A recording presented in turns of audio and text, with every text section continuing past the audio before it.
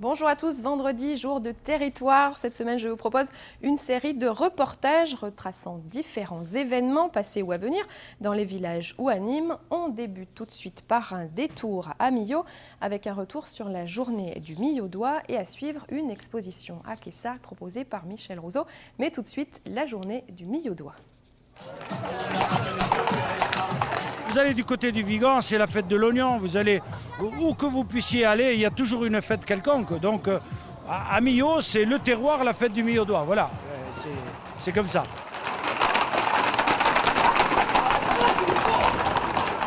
On a offert un taureau au Millau-Doigt qui s'appelle le Millau-Doigt, qui est là aujourd'hui. Ça fait la 8e année qu'il participe à ces manifestations. Millau est de plus en plus dans cette tradition bouvine que l'on veut maintenir au niveau des abrivades, des bandidos, de la course camarguaise, etc. Donc je crois que c'est un objectif qu'il faut atteindre. On l'a atteint, maintenir, ça va être le plus dur. Et c'est surtout une journée dont on est fier parce que c'est sa 8e édition. Et au départ, il n'y avait pas beaucoup de gens qui y croyaient.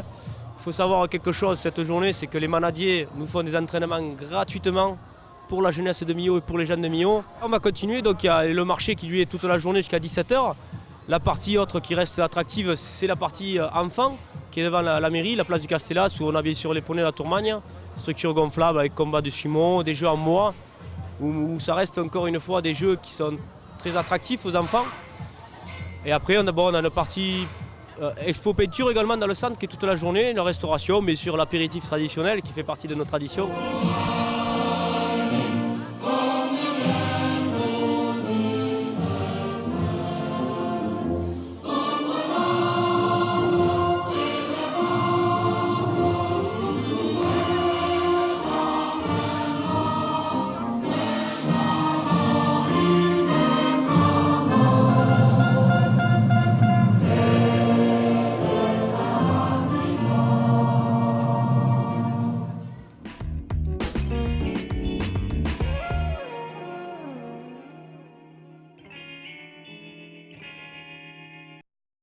Quand le printemps revient et que les peintres reprennent leurs pinceaux, les expositions refleurissent, telles celles des artistes quessarguais, dont le vernissage avait lieu le vendredi 19 février, salle Fernand Bedos.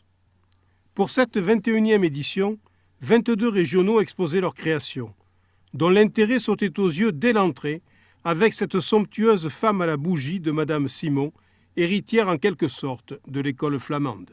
Certes, comme toujours, on retrouvait parmi les principales sources d'inspiration les paysages méditerranéens, notamment ceux d'Annie Bernard, très évocateurs et aux teintes chaudes. Je fais une peinture lumineuse et donc il faut que ça flashe.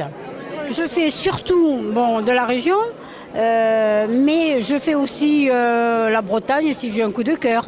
Une place de choix était également attribuée aux Arlésiennes quasi photographiques de Victor Spertot, aux champs de lavande de Georges Pestouri, aux terres de garrigue d'Agnès Picard, ainsi qu'aux compositions florales d'Odette Sajot. Mais aussi à des œuvres plus singulières, comme les magnifiques bleutés camarguais de Manuela Courtial ou le Carnaval de Venise de Jean-Pierre Nouet. Et que dire des sculptures, avec les habitués tels Thiago Pérez, aux influences tauromachiques à base d'acier arrondi, mais également les nouveaux, comme Florence Castagnier, avec ses épures boisées très gestuelles. Donc je travaille sur du bois flotté avec peinture pour les habiller. Je suis surtout dans la gestuelle. Voilà, la posture, c'est quelque chose qui m'attire énormément. Si on y ajoute le volet photographique, représenté par les têtes de chevaux de Laurence Valency, ou les paysages stylisés de Sylvia Lys, où le rouge vif épouse le vert pastel et le gris, on conviendra aisément qu'il s'agissait d'une manifestation de qualité qui annonce brillamment la Grosse Expo, c'est son nom, du mois de mars.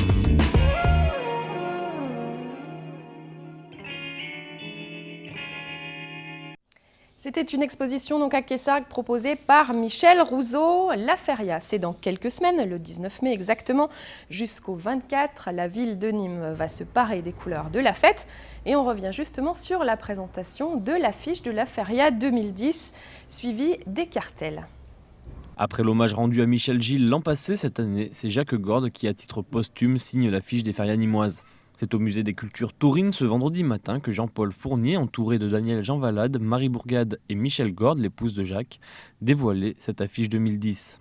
Une toile que l'artiste avait peint en vue d'un jour être retenue pour une affiche de feria. J'ai découvert dans l'atelier de Jacques un grand carton avec une quinzaine ou une vingtaine de projets dont j'ignorais l'existence complètement.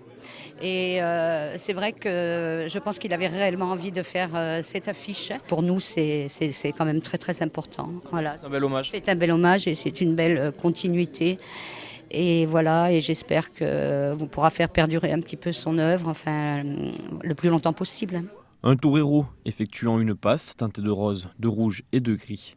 Une affiche de feria devient forcément un objet de collection et grave le nom de l'artiste pour de nombreuses années. C'est une affiche qui va marquer dans les esprits. Chaque année, c'est vrai que ces affiches sont importantes parce qu'elles lancent la feria de Pentecôte, puis elles sont présentes pour la feria des vendanges. Et je pense que le choix qui a été fait cette année est également un très beau choix. Donc, on regrette effectivement que ce soit à titre posthume, comme on l'avait fait l'an dernier pour Michel Gilles. Mais je pense que c'était normal qu'on puisse honorer la mémoire de Jacques Gorde. Des œuvres de Jacques Gorde seront exposées sur le mur Foster pendant la feria et une exposition sera présentée également à la galerie de la Salamandre. Et puis à quelques jours de la feria, la ville présentera les habituels produits dérivés à l'effigie de l'affiche de Jacques Gorde.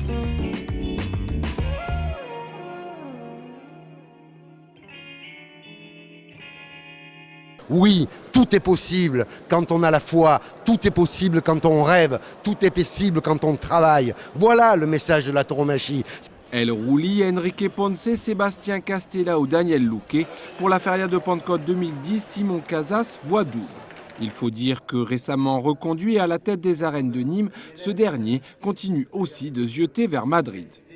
Si je répète dans une même feria, Rouli, Castella, Ponce, Daniel Luque, alors que d'autres arènes ont quelques difficultés à les engager, voire même une fois, c'est parce que Nîmes est la première arène française et une des tout premières du monde. Et que moi-même, je suis sur la scène taurine internationale, un des leaders, un des 3 premiers leaders de la tauromachie mondiale, et que je n'entends pas m'arrêter là.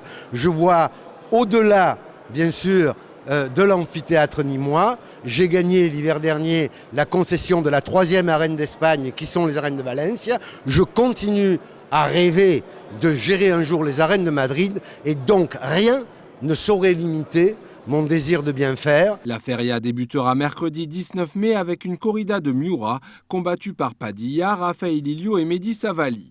Jeudi, l'extraterrestre José Thomas alternera avec Julio Aparicio et Sébastien Castella face à des Núñez del Cubillo. Vous savez, j'ai déjà engagé José Thomas depuis 4 ans à Nîmes, depuis qu'il est réapparu aux arènes. Je le répète, il n'y a qu'à Nîmes qu'il se produit dans le sud-est. Et ça, c'était avant que j'organise à Valencia. Non, comment je fais ? Eh bien, j'essaie d'utiliser mes arguments, mon pouvoir de séduction, ma passion. Et José Thomas, comme tous les grands artistes, n'est pas insensible à tout ça. Et puis, il faut le dire, je casse ma tirelire. Vendredi, face à des José Vasquez, Arturo Macias confirmera son alternative aux côtés de Juan Bautista et Mathias Terrella. Samedi matin, les taureaux de Garci Grande seront lidiés par Enrique Ponce, El Rouli et Daniel Luque. Dans l'après-midi, ce sont César Jiménez, Antonio Barrera et Ruben Pinar qui affronteront des Fuente Imbro. Dimanche matin, place à l'art avec le mano à mano de Javier Conde et Morante de la Puebla face à des Domecq. Dimanche après-midi, Pedro Gutiérrez El Capea confirmera son alternative aux côtés d'Enrique Ponce, de Daniel Luque et face à des taureaux, ceux de Samuel Flores. Pour la journée de clôture, la matinée sera équestre avec Pablo Hermoso de Mendoza, Leonardo Hernandez et Manuel Lupi qui confirmera son alternative. Restera alors une corrida, celle de clôture avec le mano à mano d'El Rouli et de Sébastien Castella face à différents élevages. Ce mano à mano, El Rouli et Sébastien Castella, c'est un événement que nous envie toute l'Espagne parce que ces 2 toreros, Rouli et Castella, viennent d'être les grands triomphateurs de Valencia. Toute la presse spécialisée et tous les aficionados d'Espagne disaient il faut les mettre en mano à mano. Eh bien, Nîmes le fait. Et dans un cas comme ça, on met 3 élevages différents afin que les toreros aient l'instrument adapté à une grande prestation. À noter parmi les nouveautés de cette feria 2010, l'organisation du premier master international de la Fondation El Rouli, qui se traduira par la tenue de 3 novillades sans picador en nocturne, vendredi, samedi et dimanche, avec des tarifs fixés à 10 €. Des tarifs également revus pour les moins de 18 ans, avec la création d'un passeport jeune aficionados et des réductions de l'ordre de 50%.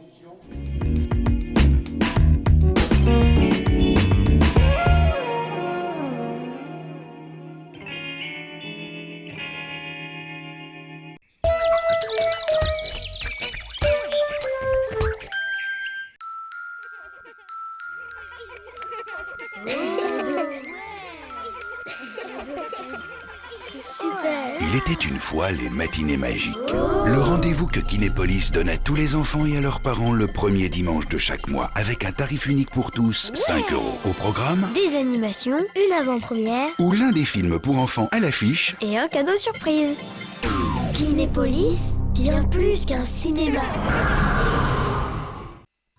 La crise ne doit pas vous obliger à renoncer à vos loisirs. Depuis presque 4 ans, Resto Malin est la solution qui vous permet d'aller au resto et de sortir à moitié prix. Un repas ou une sortie achetée, c'est la même prestation qui est offerte. Achetez dès maintenant la nouvelle édition Resto Malin Automne-Hiver 2009-2010, au prix inchangé de 20 € chez les restaurateurs participants ou par courrier à l'adresse suivante, Athénor Sud, 7 rue de Garenne, 30 230 à Bouillargues. Plus d'infos sur le site www.restomalin.com. Resto Malin, pour sortir à moitié prix en période de crise, on n'a jamais vu aussi malin.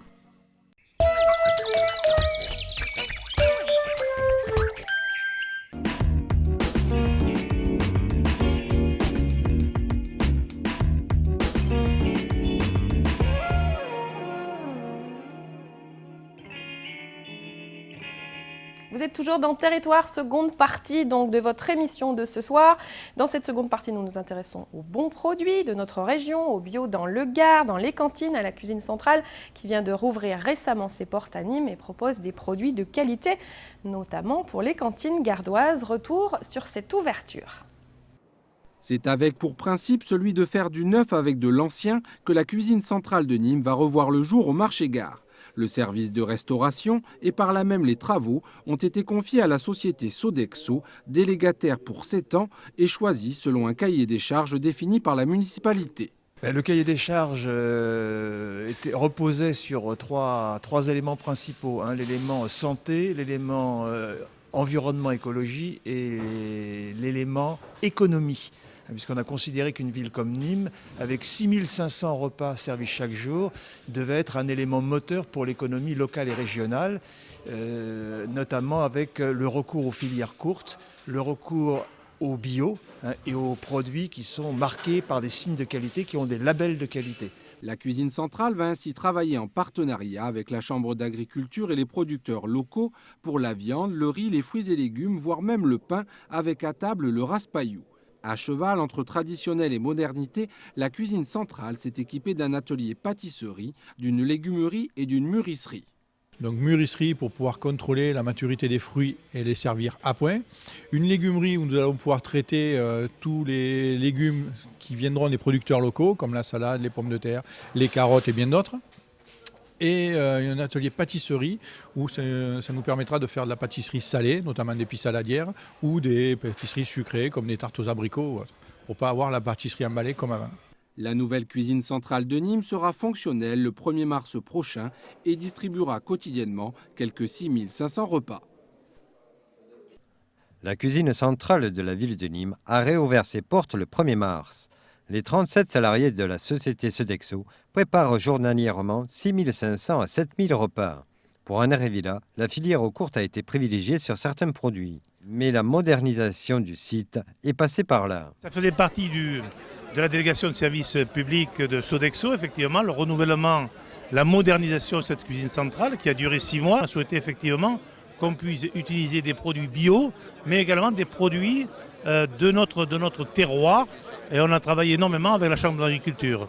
Cette stratégie nous permet aujourd'hui d'élaborer une contractualisation entre les producteurs et la Sodexo via la mairie de Nîmes pour permettre d'avoir des produits de qualité et permettre aussi à nos producteurs d'avoir des revenus complémentaires pour établir leur stratégie d'entreprise. La mise en place de cette politique de restauration permet une traçabilité de toute la chaîne. la cuisine centrale de la ville de Nîmes a une triple certification ISO et dispose de plusieurs activités originales, dont la pâtisserie. Il y a plusieurs activités très particulières dans cette cuisine. Premièrement, effectivement, ce que vous avez appelé l'atelier pâtisserie, ce qui est assez rare parce que à la maison, on voit quand on a un petit peu du monde le dimanche, une tarte pour 4, pour 5, on voit ce que c'est, mais pour 7000, c'est quelque chose d'extrêmement rare. Deuxièmement, la mûrisserie. On sait qu'il faut que les enfants mangent davantage de fruits et légumes. Par contre, pour eux, c'est facile à dire, mais à condition que les fruits soient suffisamment sucrés, suffisamment juteux. Et pour ça, on a dit, pour que ça marche, il faut qu'on ait une mûrisserie, donc chose dont on s'est doté. Et puis troisième élément, c'est la possibilité de pouvoir travailler par nous-mêmes des crudités fraîches pour pouvoir ensuite après avoir des vinaigrettes maison, parce que là aussi, toujours pareil, facile de dire il faut manger des fruits et légumes, mais à condition que ces légumes-là soient bons, soient bien râpés, soient bien assaisonnés. Et c'est le projet que nous avons ici sur cette cuisine-là. Un test de dégustation est réalisé quotidiennement par la Sodexo, où nutritionnistes et diététiciennes participent. Voilà, c'était la cuisine centrale. Nous allons maintenant découvrir quelques-uns des fleurons de notre gastronomie dans le sud avec la fraise gariguette. On parlera raspaillou, un bon pain bio 100% gardois et nous ferons un point sur le point info bio, histoire de bien comprendre les enjeux économiques de notre consommation sur la santé de notre région et sur notre propre santé. À nous, gardois. Il veut gagner la région. Lui, c'est le raspaillou. Né en 2008 du savoir-faire des agriculteurs bio et des artisans boulangers gardois, ce pain bio se lance à la conquête du Languedoc-Roussillon. À ses débuts, en 2008, ils étaient 14 boulangers gardois à tenter l'expérience. Aujourd'hui, malgré un coût plus élevé, la farine bio coûtant environ le double de la farine conventionnelle, d'où un prix de vente du raspaillou de 1,50 €, ils sont 22 à avoir privilégié le bio et la filière courte. Ça fait vivre localement puisque le blé est cultivé dans le Gard.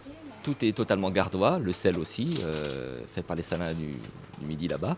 C'est tout que ça rentre dans une démarche philosophique plus que le côté purement économique, que c'est adhérer au développement durable, effectivement, comme on a dit, au bilan carbone, effectivement, qui est quasiment zéro, puisque tout est produit localement. La production de farine bio est passée de 20 tonnes en 2008 à 60 tonnes en 2009, et la récolte 2010 devrait atteindre les 160 tonnes, d'où l'idée et nécessité de régionaliser sa production. En 2010, c'est le moulin de Soré dans l'Hérault qui assurera la mouture du blé gardois. Bon, moi, ça m'apporte le fait de pouvoir avoir des blés locaux. Et qu'est-ce que je peux apporter au raspaillou? J'ai 220 clients artisans boulangers dans le département Gard, Hérault et Aude. Et comme ça, je vais pouvoir leur proposer cette farine biologique. Toutes ces filières, elles ont besoin d'un seuil de rentabilité. Et le seuil de rentabilité sera difficile à atteindre si on reste dans le Gard. Donc on essaie de monter cette filière et on va essayer de l'élargir au niveau de l'Hérault et de l'Aude, pour avoir ce seuil de rentabilité qui permet à la filière de se pérenniser. Le Conseil général nous a beaucoup aidés jusqu'à maintenant pour lancer la filière, mais on comprendrait bien qu'il ne pourra pas le faire tout le temps. Donc il faudra bien qu'à un moment, la filière soit rentable et qu'elle puisse se suffire à elle-même. Le raspaillou, produit gardois déposé, va ainsi quitter la bannière de militants du goût pour devenir un produit sud de France et conquérir d'autres marchés, à commencer par les cantines scolaires, comme c'est déjà le cas sur Nîmes ou Alès. La fraise de Nîmes arrive sur les étals. En production depuis une dizaine de jours, les gariguettes, les premières fraises de la saison, se seront faites attendre en raison d'un hiver froid et peu ensoleillé. Sans oublier cet épisode neigeux au début du mois de mars qui aura retardé également le début des récoltes. On a perdu 8-10 jours de récolte, mais bon, les gens n'avaient pas forcément non plus envie de manger des fraises quand il y avait la neige. Par contre, c'est vrai que ça a fait du dégât chez certains de mes collègues, notamment sur les tunnels.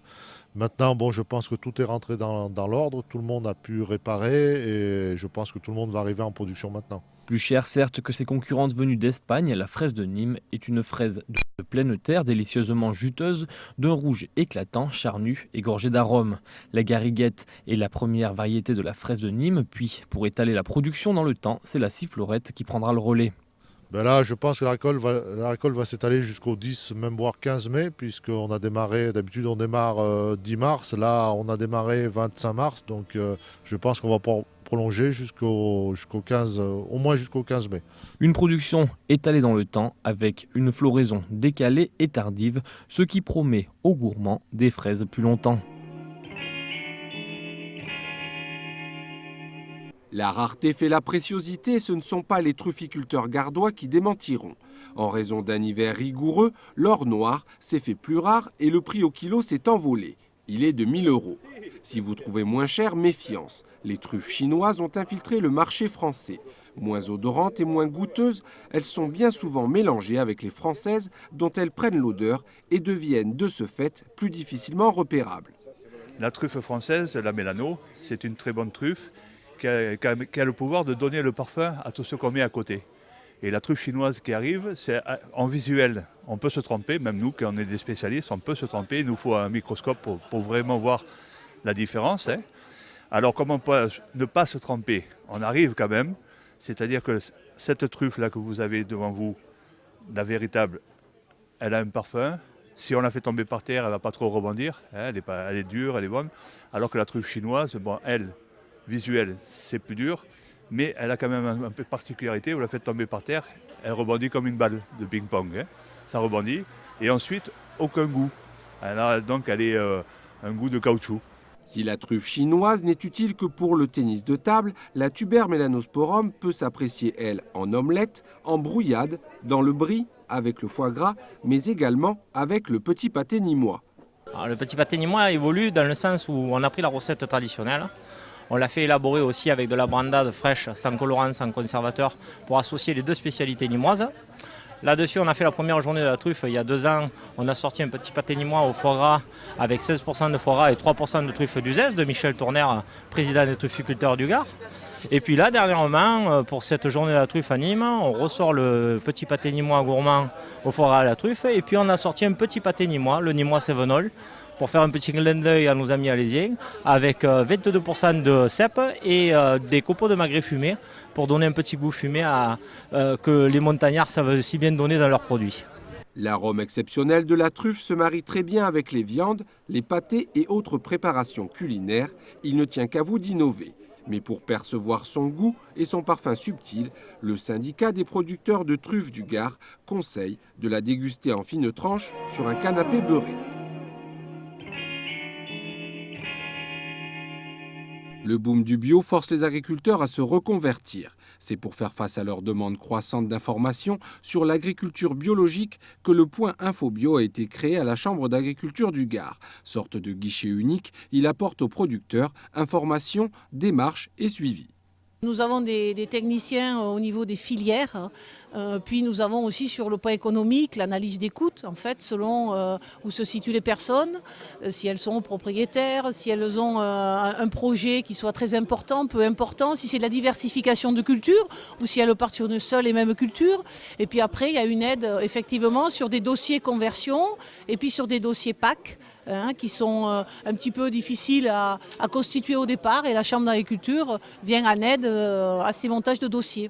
Aujourd'hui, les 450 producteurs bio gardois classent le département au 2e rang national. Et même si ces producteurs bio ne représentent que 5% de tous les producteurs gardois, ce chiffre est en évolution constante et peut faire courir un risque, celui de voir le marché se saturer. Le bio est un créneau à prendre, mais pas pour tous.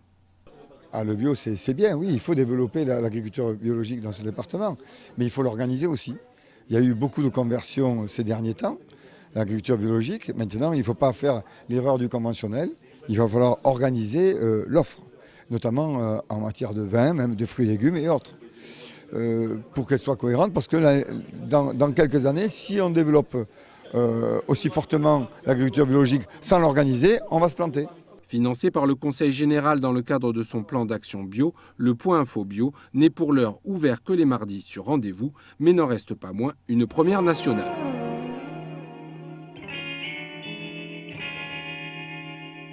Sur 1500 participants, l'équipe du CAT Saint-Exupéry a terminé seconde du concours national Équipe au top. Un concours interne au groupe Compass, un groupe de restauration collective et prestataire de services au CAT. Pour ce faire, l'équipe de 13 personnes a dû finir première régionalement et être jugée sur 4 critères. La préparation d'une recette, un gratiné de carpaccio à l'ananas, la sécurité et l'hygiène alimentaire, ainsi que sur la chasse au gaspillage et le développement durable, 2 domaines qui leur ont valu la première place. Alors au niveau du gaspillage, on a appris aux jeunes à gérer en préparation une portion mesurée. et pesé. Donc ça passe par un tableau que nous avons mis en place sur un grammage bien particulier, à savoir qu'il y a un grammage à respecter pour les légumes, un grammage à respecter pour les entrées, les fromages, les desserts et les plats protidiques par personne. Ce grammage nous permet de ne pas trop cuisiner et d'éviter de jeter en fin de service une quantité qui ne serait pas utilisée et d'avoir donc par ce biais-là un budget respecté. Un titre des plus valorisants pour le personnel et qui permet de mettre en avant le potentiel des personnes handicapées, ce concours étant ouvert à tous. C'est très valorisant. Ils ont besoin de signes de reconnaissance et aujourd'hui, ce n'est pas un signe anodin puisqu'ils ont fini 2e d'un classement national où 1500 cuisines ont participé.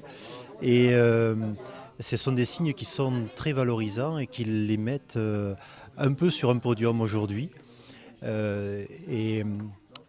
Ça compense toutes ces journées passées dans la cuisine, loin des regards, loin du consommateur et du client qui se régale au quotidien.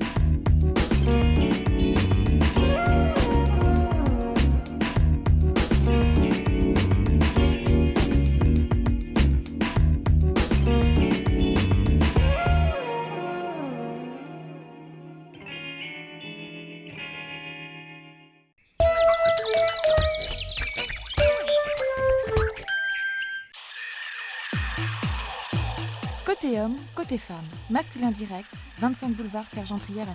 Profitez d'une remise de 10% les jeudis 19 et vendredi 20 mars autour de la nouvelle collection Printemps-été 2009. Masculin direct, ouvert tous les jours, du lundi après-midi au jeudi 19h, vendredi et samedi, non-stop de 10h à 19h. Kinépolis et de Metropolitan Opera présentent l'opéra au cinéma. Découvrez 10 opéras exceptionnels, retransmis en direct depuis New York. Regardez, écoutez et vibrez au son des plus belles voix contemporaines d'opéra. L'opéra au cinéma, des représentations uniques à vivre en direct sur écran géant en haute définition pour des sensations inoubliables. Infos et réservations sur kinepolis.com/opéra.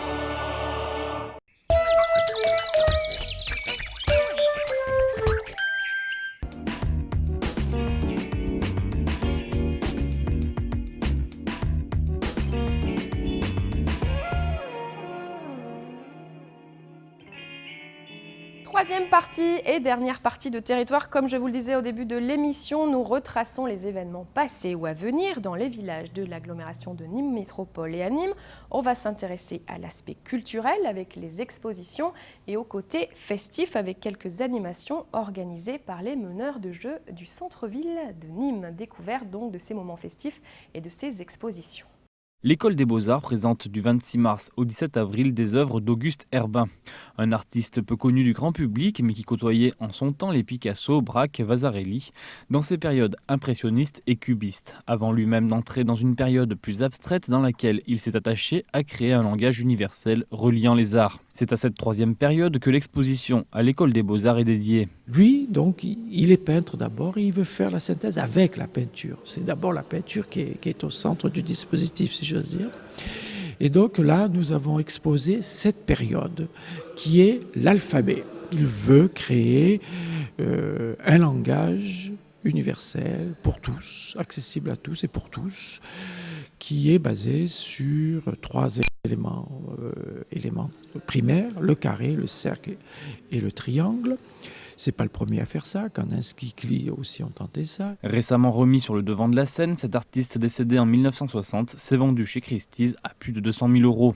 Cette période dite de l'alphabet plastique se voit qualifiée de très moderne pour de nombreux experts. C'est un cryptage entre des rapports de forme et les couleurs, avec une grammaire colorée extrêmement fine, très nouvelle, qui lui permet d'obtenir des tons très lumineux, très voisins de Matisse, et très voisins aussi de ce qui se passe aujourd'hui dans la peinture des modernes, quand les jeunes emploient des couleurs spectrales ou des couleurs fluo, ou des choses comme ça. Pour découvrir complètement cet artiste français, une conférence aura lieu mardi 30 avril prochain à Carré d'Art à 18h30. Enfin, du 8 avril au 25 avril, les étudiants de l'école des Beaux-Arts présenteront sur le mur Foster de Carré d'Art leurs travaux inspirés du thème couleurs, systèmes et codes. C'est à un mano à mano d'artistes européens que nous convie le Carré d'Art, qui pour l'occasion partage les deux ailes de son ultime étage. D'un côté l'Allemande Isa Melsheimer et de l'autre l'Hollandais Michael Reidecker. Point commun, ils utilisent tous les deux le fil comme outil de création artistique et veulent relever la broderie au rang d'art. Art is high, threads is low. L'art est en haut et la broderie en bas. J'ai volontairement combiné les deux. J'ai utilisé quelque chose de stupide pour l'amener au rang d'art véritable. C'est vrai que la broderie, c'est quelque chose qu'on regarde un peu, je dirais, négligemment, comme une sorte d'artisanat ou bien d'activité de distraction. Et pour eux, c'est tout à fait central dans leur travail. Michael Reidecker brode sur des tableaux, c'est-à-dire vraiment sur des acryliques sur toile tendus sur châssis. Et par contre, Isa Melsheimer brode plutôt sur des tentures, mais aussi sur des matelas. Enfin, c'est une façon de faire naître, de faire apparaître une image, de même qu'on peut la faire apparaître par de la photographie, par de la peinture traditionnelle. En résulte pour l'un des paysages et natures mortes aux coulures en fil et pourtant plus vraies que nature, et pour l'autre des tentures avec des broderies inspirées des séries américaines et d'autres œuvres des films de Quentin Tarantino. L'architecture est également source de réflexion pour l'Allemande. Sensible à l'adaptation de l'habitat à l'environnement, elle a développé en travaillant avec des matériaux de récupération des œuvres figurant un habitat rudimentaire, quitte à exploiter les sous-sols du Carré d'Art.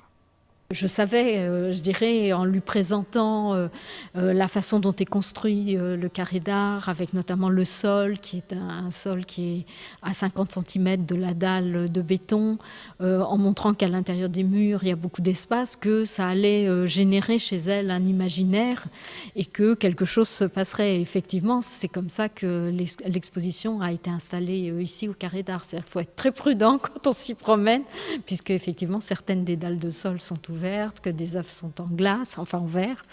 Mais je dirais ça fait partie de...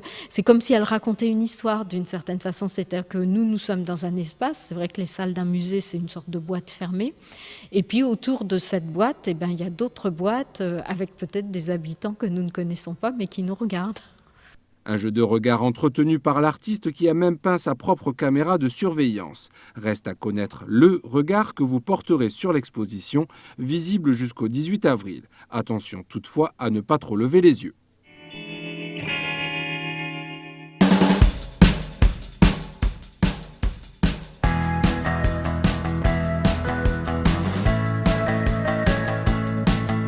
Direction la SMAC maintenant, scène de musique actuelle. La première pierre sera posée fin avril, début mai. En attendant, il faut envisager la logistique nécessaire au bon fonctionnement de cette scène aux équipements dernier cri. C'est important de définir le mode de gestion de cet équipement qui sera très important. Donc ça y est, aujourd'hui c'est adopté, ce sera une régie personnalisée, c'est-à-dire une régie qui est tout à fait autonome dans son budget et le recrutement de son personnel par exemple, mais qui est gérée quand même par un conseil d'administration. Il y a 6 élus, ils doivent être majoritaires, donc il y aura 5 autres représentants, mais la société civile sera dans le conseil consultatif. Parce qu'au-delà du conseil d'administration qui lui aura le pouvoir de gérer, il y aura aussi un conseil dit consultatif qui lui donnera un avis au niveau artistique. Et là, je pense que de nombreuses associations qui œuvrent dans les musiques actuelles seront représentées. L'idée, c'était de mettre en place, prévoir en tout cas, quel serait le mode de gestion de la SMAC. Donc c'est bien une régie personnalisée et ça va nous permettre d'ores et déjà de recruter un directeur, parce que dans cette structure-là, le directeur a une importance tout à fait importante.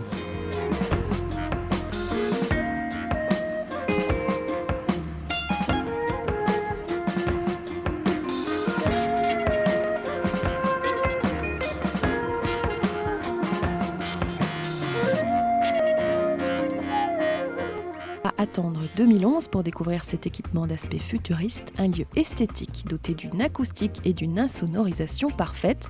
Les événements musicaux pourraient ici avoir lieu chaque semaine.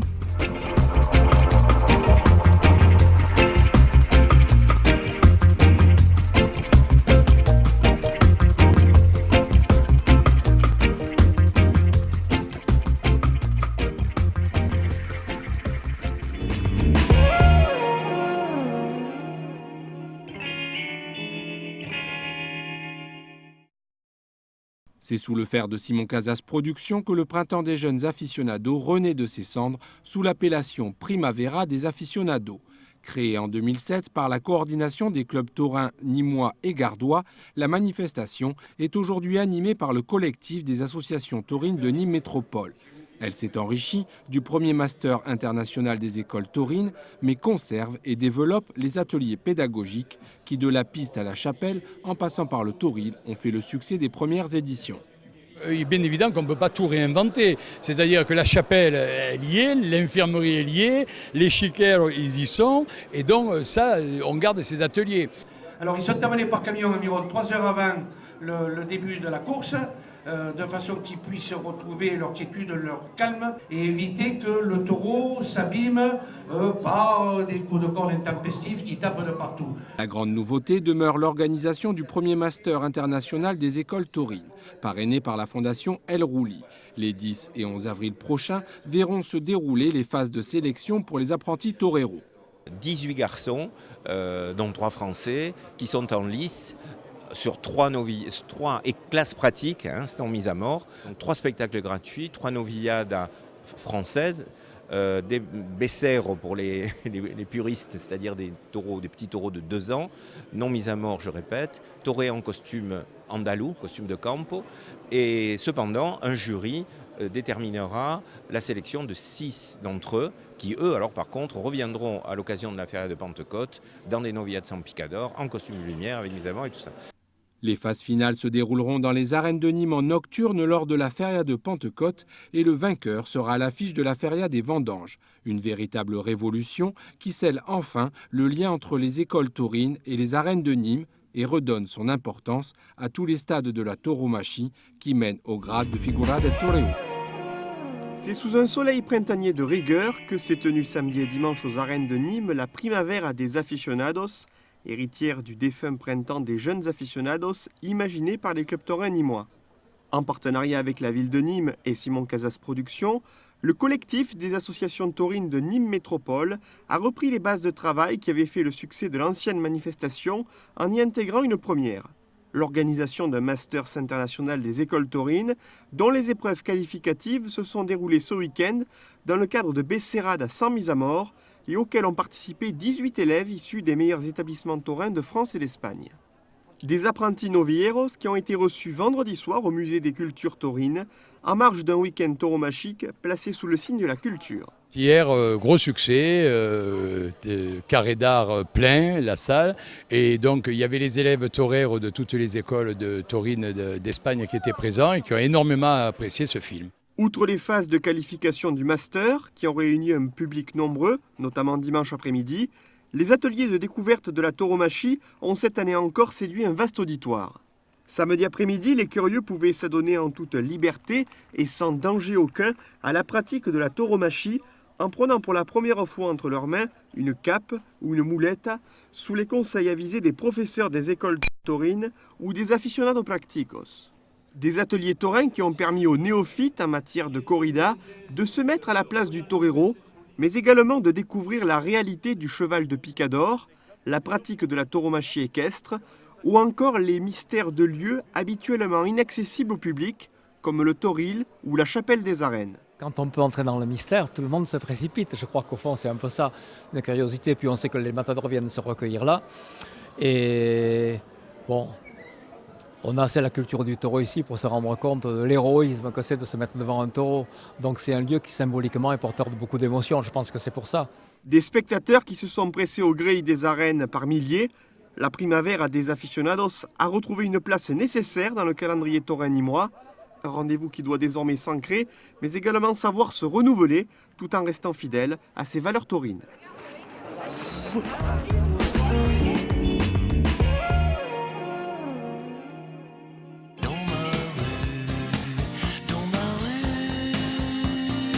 Bonjour. Et voilà. C'est pour moi. Et voilà, c'est l'officiel du Point Presca.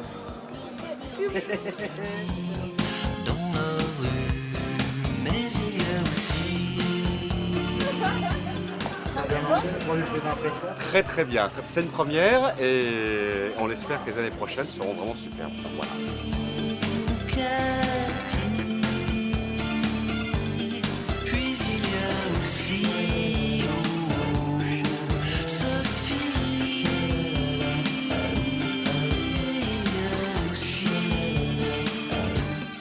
Nathalie donne du don. Dans ma rue, il y a des autoroutes.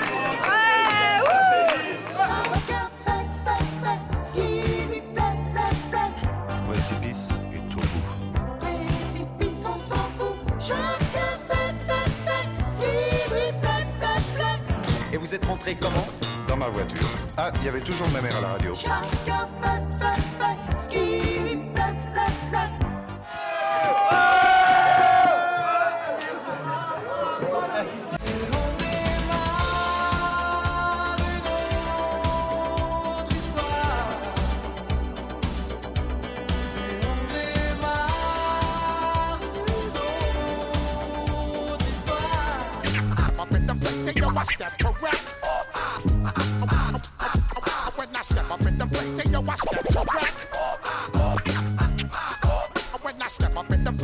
La rue Fresque, c'est toujours comme ça alors? À la rue Fresque, c'est quelque chose d'extraordinaire depuis 5 ans. Nous sommes nous-mêmes commerçants, nous organisons la chose. On met la piscine comme à Pentecôte. Nous, on est extrême, on est extrême.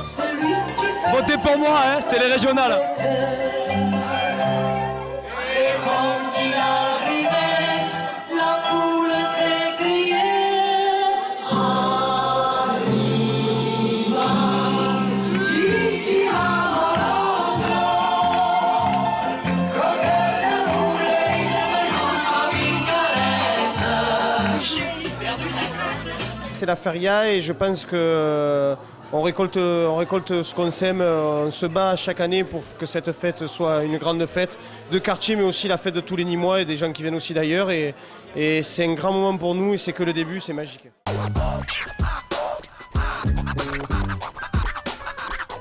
Voilà, c'était territoire multi-terrain et multi-zone allant des villages verdoyants gorgés de bons produits au bitume des centres-villes ouvertes à la fête et à la culture côté savoir et découverte. La semaine prochaine, nous partirons du côté de l'aérodrome pour prendre un petit peu d'altitude. Ce sera vendredi, rendez-vous à 18h30.